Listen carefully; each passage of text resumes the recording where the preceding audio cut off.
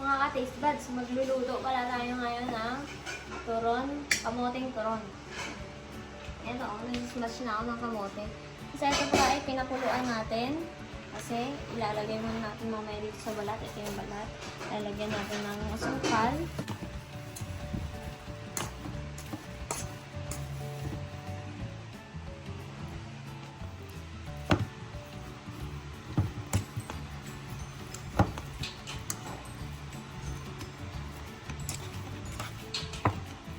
Ngayon, maglalagay tayo ng asukal kasi yung tapos na natin i-smash itong kamote. Diba?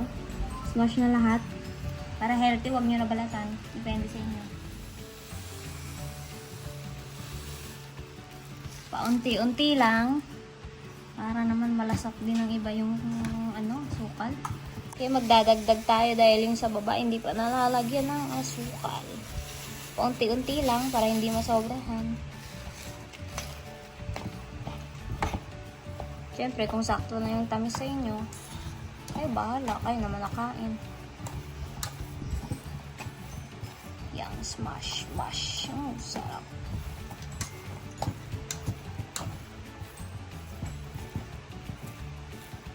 Kung sa pansin nyo, nakulang pa rin yung asukal na nilagay ko. Depende sa inyo kasi panlasa nyo yan. Kaya, mag-add lang kayo na mag-add hanggang makuha nyo yung taste nito. So, pag ako maglalagay, mga 1 kutsara lang. Ganito. Tingnan nyo. Ay. Okay, tutupin na natin to. Yan. Tingnan nyo yan. Ang sarap. Pwede din pambenta. Oh.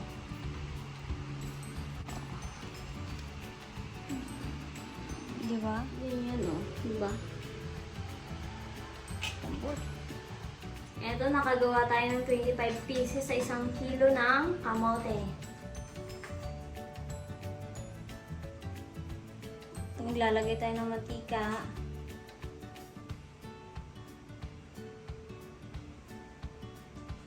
Ayan. Hindi naman tayo magdi-deep fry. Eto, dahil mainit na yung mantika, lalagay na yan natin.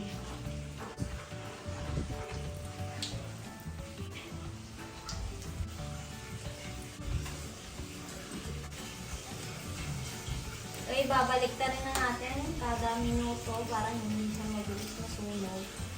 Kasi nga yung wrapper, mabilis siya mag-brown. Okay.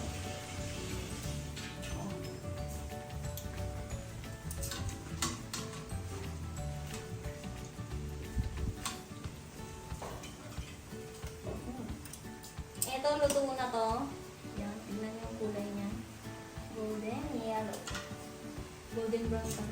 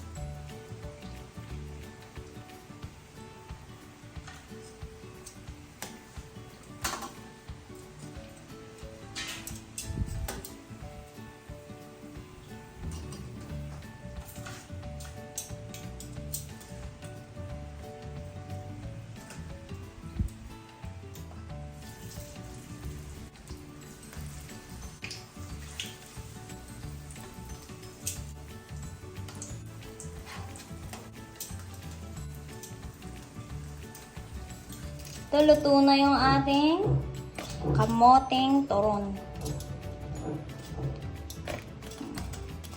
Sa 1 kilo, nakagawa tayo ng 25 pieces na turong kamote. Pwede pang negosyo, pwede pang merienda. Ito, tikman na natin yung luto nating kamoting turon.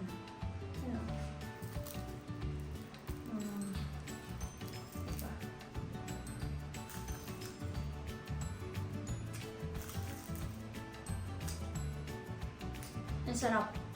Suwak na suwak, sulit na sulit. Kaya naman kung nagustuhan nyo rin, gusto nyo i-try to, subscribe!